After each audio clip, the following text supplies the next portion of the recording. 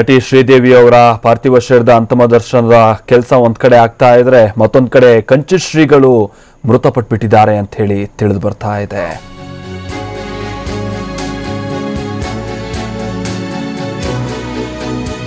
ಕಂಚಿ ಶಂಕರಾಚಾರ್ಯ ಜಯೇಂದ್ರ ಸರಸ್ವತಿ ಶ್ರೀಗಳು ವಿಧಿವಶರಾಗಿದ್ದಾರೆ ಅಂತ ಹೇಳಿ ತಿಳಿದು ಬರ್ತಾ ಇದೆ.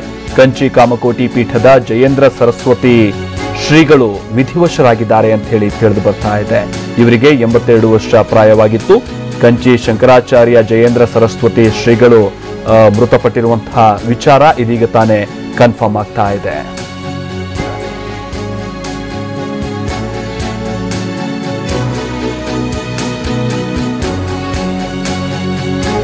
ಜಗದ್ಗುರು ಶ್ರೀ ಜಯೇಂದ್ರ ಸರಸ್ವತಿ ಶಂಕರಾಚಾರ್ಯರು 1935ರಲ್ಲಿ ಜನಿಸಿದಂಥವರು. ಇವರು 69ನೇ ಶಂಕರಾಚಾರ್ಯ ಗುರುಗಳು. ಹಾಗೆ ಬಹಳ ದಿನಗಳಿಂದ ಸ್ವಲ್ಪ ಇವರಿಗೆ ಆರೋಗ್ಯದಲ್ಲಿ ವ್ಯತ್ಯಯ ಆಗಿದೆ ಅನ್ನುವಂಥದ್ದೆಲ್ಲವೂ ಕೂಡ ತಿಳಿದು ಬರ್ತಾ ಇದ್ದಂತಹ ವಿಚಾರ. ಹಾಗೆ ಸ್ವಲ್ಪ ಸುಧಾರಿಸ್ಕೊಳ್ತಾ ಇದ್ದಾರೆ ಅಂತಲೂ ಕೂಡ ಹೇಳಲಾಗ್ತಾ ಇತ್ತು.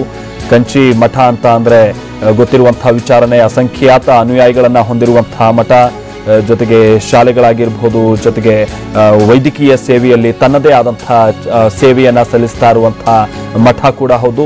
ಸೊ ಇಂಥ ಮಠದ ಪೀಠಾಧಿಪತಿಯಾಗಿದ್ದಂಥವರು ಕಂಚಿ ಶಂಕರಾಚಾರ್ಯ ಜಯೇಂದ್ರ ಸರಸ್ವತಿ ಶ್ರೀಗಳು ಅವರು ವಿಧಿವಶರಾಗಿದ್ದಾರೆ ಅಂತ ಹೇಳಿ ತಿಳಿದು ಬರ್ತಾ ಇದೆ.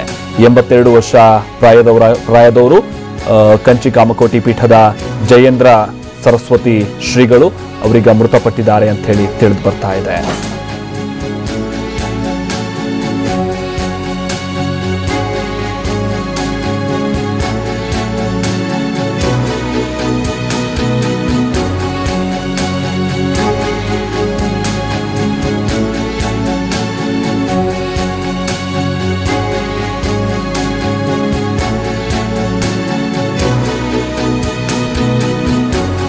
ಚಂದ್ರಶೇಖರೇಂದ್ರ ಸರಸ್ವತಿ ಶ್ರೀಗಳ ಕಾಲಾನಂತರದಲ್ಲಿ ಜಗದ್ಗುರು ಶ್ರೀ ಜಯೇಂದ್ರ ಸರಸ್ವತಿ ಶಂಕರಾಚಾರ್ಯ ಶ್ರೀಗಳು ಮಠದ ಸಂಪೂರ್ಣ ಜವಾಬ್ದಾರಿಯನ್ನು ಹೊತ್ಕೊಳ್ತಾರೆ. 1954ರ ನಂತರದಲ್ಲಿ ಕಂಚಿ ಮಠದ ಸಂಪೂರ್ಣ ಜವಾಬ್ದಾರಿಯನ್ನು ಹೊತ್ತು ಬಹಳಷ್ಟು ಸೇವೆಗಳು, ಅದು ವಿದ್ಯಾ ಸೇವೆ ಆಗಿರಬಹುದು, ಅಂದರೆ ಶೈಕ್ಷಣಿಕ ವಲಯಕ್ಕೆ ಸಂಬಂಧಪಟ್ಟಂತ ಸೇವೆ ಆಗಿರ್ಬೋದು, ವೈದ್ಯಕೀಯ ವಲಯಕ್ಕೆ ಸಂಬಂಧಪಟ್ಟಂತ ಸೇವೆ ಆಗಿರ್ಬೋದು. ನಾನು ಮೊದಲೇ ಹೇಳಿದಾಗೆ ಕಂಚಿ ಮಠ ಅಸಂಖ್ಯಾತ ಅನುಯಾಯಿಗಳನ್ನು ಹೊಂದಿರುವಂತಹ ಮಠ. ಇಂಥ ಕಂಚಿ ಕಾಮಕೋಟಿ ಮಠದ ಕಂಚಿ ಶಂಕರಾಚಾರ್ಯ ಜಯೇಂದ್ರ ಸರಸ್ವತಿ ಶ್ರೀಗಳಿಗೆ ಅಸಂಖ್ಯಾತ ಅನುಯಾಯಿಗಳಿದ್ದಾರೆ. ಬಹಳಷ್ಟು ದಿನಗಳಿಂದ ಅವರ ಅಪಾರ ಭಕ್ತರಿಂದ ಅವರ ಆರೋಗ್ಯದ ವಿಚಾರವಾಗಿಯೇ ಬಹಳ ಆತಂಕದಲ್ಲಿದ್ದರೂ ಕೂಡ ಇದೀಗ ಅವರು ನಿಧನ ಹೊಂದಿದ್ದಾರೆ ಅಂತ ಹೇಳಿ ತಿಳಿದು ಬರ್ತಾ ಇದೆ. ಅವರಿಗೆ 82 ವರ್ಷ ಪ್ರಾಯವಾಗಿತ್ತು. ಕಂಚಿ ಶಂಕರಾಚಾರ್ಯ ಜಯೇಂದ್ರ ಸರಸ್ವತಿ ಶ್ರೀಗಳಿಗೆ 82 ವರ್ಷ ಪ್ರಾಯವಾಗಿತ್ತು. ಬಹಳ ದಿನಗಳಿಂದ ನಾನು ಮೊದಲೇ ಹೇಳಿದಾಗೆ ಆರೋಗ್ಯ ಸಮಸ್ಯೆ ಇತ್ತು ಅವರಿಗೆ ಅಂತಲೂ ಕೂಡ ಹೇಳಲಾಗ್ತಾ ಇತ್ತು. ಹಾಗೆ ಬಹಳಷ್ಟು ಸಂದರ್ಭದಲ್ಲಿ ಚಿಕಿತ್ಸೆ ಪಡಿತಾ ಇದ್ದಂತಹ ವಿಚಾರಗಳು ಕೂಡ ಆಗಾಗ ವರದಿಯಾಗ್ತಾ ಇತ್ತು.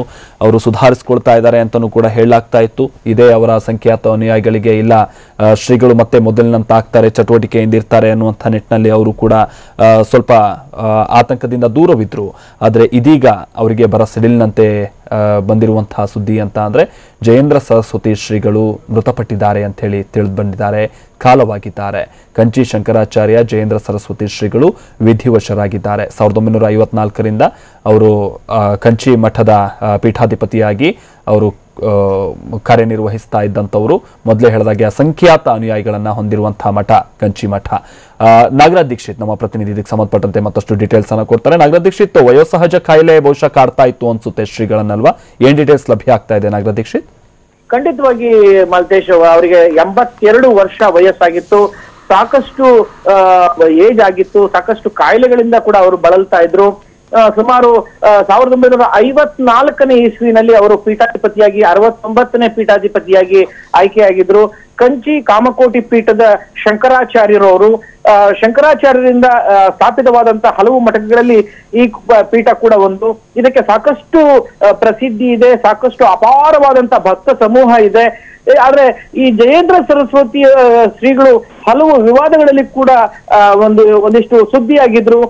ಶಂಕರನಾರಾಯಣನ್ ಮರ್ಡರ್ ಪ್ರಕರಣ ಇರಬಹುದು, ಕೊಲೆ ಪ್ರಕರಣ ಇರಬಹುದು, ಈ ರೀತಿಯಾಗಿ ಹಲವಾರು ವಿವಾದಗಳಲ್ಲಿ ಕೂಡ ಇವರು ಭಾಗಿಯಾಗಿದ್ರು ಅನ್ನುವಂತಹ ಆರೋಪಗಳಿತ್ತು. ಆ ಶಂಕರನಾರಾಯಣನ್ ಕೊಲೆ ಪ್ರಕರಣದಲ್ಲಿ ಇವರನ್ನ ಬಂಧನ ಕೂಡ ಒಳಗಾಗಿದ್ರು. ಆ ಸಂದರ್ಭದಲ್ಲಿ ಇವರ ಆರೋಗ್ಯ ತೀವ್ರವಾಗಿ ಹದಗೆಟ್ಟಿತ್ತು.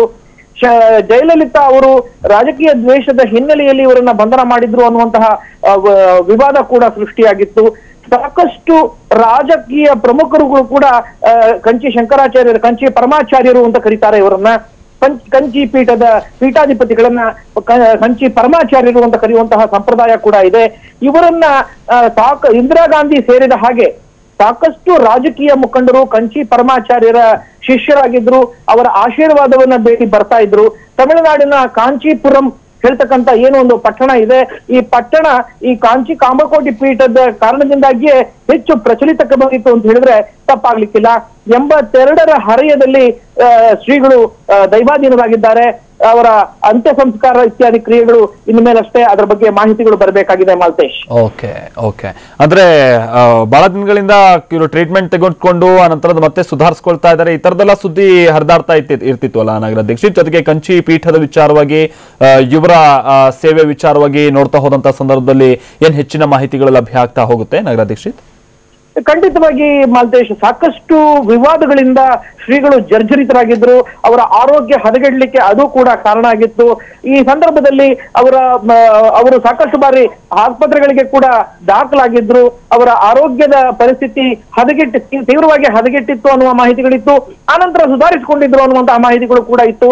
ಆದ್ರೆ 82 ವರ್ಷ ಏನು ಸಣ್ಣ ವಯಸ್ಸೇನು ಅಲ್ಲ, ಸಾಕಷ್ಟು ವಯಸ್ಸಾಗಿದೆ ಅವರಿಗೆ, ವಯೋಸಹಜ ಕಾಯಿಲೆಗಳು ಇರುತ್ತೆ. ಜೊತೆಗೆ ಸಾಕಷ್ಟು ವಿವಾದಗಳಿಂದ ಅವರು ಜರ್ಜರಿತರಾಗಿದ್ರು. ಈ ಎಲ್ಲ ಕಾರಣಗಳಿಂದಾಗಿ ಅವರು ಒಂದಿಷ್ಟು ಅನಾರೋಗ್ಯದಿಂದ ಪೀಡಿತರಾಗಿದ್ರು.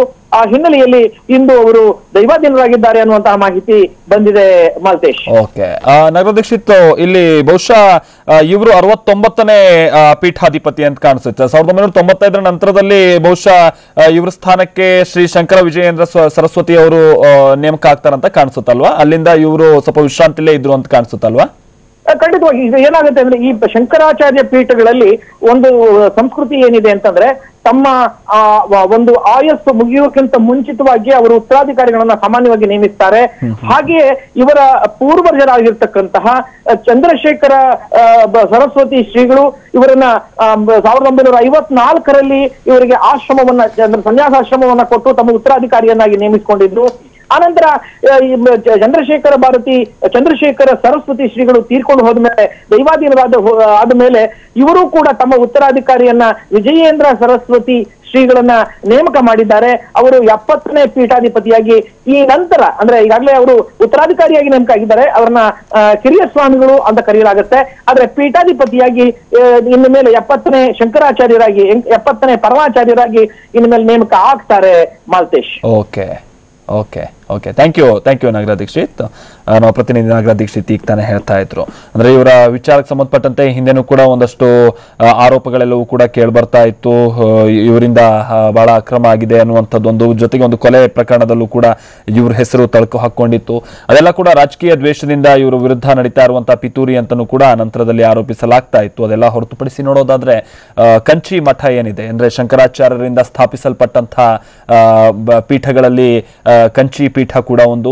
ಸೊ ಇಂಥ ಕಂಚಿ ಕಾಮಕೋಟಿ ಮಠದ ಪೀಠಾಧಿಪತಿ ಅಂತ ಅಂದ್ರೆ ಅದೇನು ಸಾಮಾನ್ಯವಾದಂತಹ ವಿಚಾರ ಅಲ್ಲ. ಅದರಲ್ಲೂ ಕೂಡ 69ನೇ ಪೀಠಾಧಿಪತಿ ಇವರು. ಈಗ 70ನೇ ಪೀಠಾಧಿಪತಿಯಾಗಿ ಆ ನಂತರದಲ್ಲಿ ವಿಜಯೇಂದ್ರ ಸರಸ್ವತಿ ಅವರು ಸದ್ಯ ಇದ್ದಾರೆ. ನಾವು ಪ್ರತಿನಿಧಿ ನಾಗರ ದೀಕ್ಷಿತ್ ಮತ್ತೊಂದು ವಿಚಾರ ಹೇಳ್ತಾ ಇದ್ರು, ಅಂದ್ರೆ ಈ ಕಂಚಿ ಕಾಮಕೋಟಿ ಮಠದ ಪರಂಪರೆಯನ್ನ ನೋಡ್ತಾ ಬಂದಂತಹ ಸಂದರ್ಭದಲ್ಲಿ ನಾವು ಬಹಳಷ್ಟು ಮಠಗಳಲ್ಲಿ ನೋಡ್ತಾ ಇರ್ತೀವಿ, ಮಠಾಧಿಪತಿಗಳು ದೈವಾಧೀನರಾದ ನಂತರದಲ್ಲಿ ಮತ್ತೋರ್ವ ಮಠಾಧಿಪತಿಯನ್ನ ಅಲ್ಲಿ ನೇಮಿಸಲಾಗುತ್ತೆ. ಆದ್ರೆ ಕಂಚಿ ಮಠದಲ್ಲಿ ಹಾಗಲ್ಲ, ಅವರ ಜೀವಿತಾವಧಿಯ ಸಂದರ್ಭದಲ್ಲೇ ಅಕಸ್ಮಾತ್ ಏನಾದರೂ ಸಡನ್ ಡೆತ್ ಆದಂತಹ ಸಂದರ್ಭದಲ್ಲಿ ಏನು ಮಾಡೋದಕ್ಕಾಗೋದಿಲ್ಲ. ಅಕಸ್ಮಾತ್ ಅನ್ನು ಹೊರತುಪಡಿಸಿದ ಸಂದರ್ಭದಲ್ಲಿ ಅವರ ಜೀವಿತಾವಧಿಯ ಸಂದರ್ಭದಲ್ಲೇ ಬೇರೊಬ್ಬ ಪೀಠಾಧಿಪತಿಯನ್ನ ಕೂಡ ಆಯ್ಕೆ ಮಾಡಲಾಗುತ್ತೆ. ಸೊ ಅದೇ ರೀತಿಯಾಗಿ ವಿಜಯೇಂದ್ರ ಸರಸ್ವತಿಗಳನ್ನ ಅಲ್ಲಿ ಆಯ್ಕೆ ಮಾಡಲಾಗಿತ್ತು. ಇವರು ಶ್ರೀ ಚಂದ್ರಶೇಖರೇಂದ್ರ ಸರಸ್ವತಿ ಸ್ವಾಮೀಜಿಗಳ ನಂತರದಲ್ಲಿ ಕಂಚಿ ಮಠದ ಪೀಠಾಧಿಪತಿಯಾಗಿ ಕಾರ್ಯನಿರ್ವಹಿಸ್ತಾ ಇದ್ದಂಥವರು. 69ನೇ ಪೀಠಾಧಿಪತಿಯವರು ಚಂದ್ರಶೇಖರೇಂದ್ರ ಸ್ವಾಮೀಜಿಗಳು, ಸರಸ್ವತಿ ಸ್ವಾಮೀಜಿಗಳಾದ ನಂತರದಲ್ಲಿ. ಹಾಗೆ 82 ವರ್ಷ ಪ್ರಾಯವಾಗಿತ್ತು. 1995ರ ಸಂದರ್ಭದಲ್ಲಿ ಇವರ ಸ್ಥಾನಕ್ಕೆ ವಿಜಯೇಂದ್ರ ಸರಸ್ವತಿ ಶ್ರೀಗಳು ಬರ್ತಾರೆ. ಬಹಳಷ್ಟು ಆರೋಪಗಳೆಲ್ಲ ಹೊರತಾಗಿಯೂ ಕೂಡ ಮಠಕ್ಕೆ ಇವರ ಸೇವೆ ಬಹಳ ಗಣನೀಯ.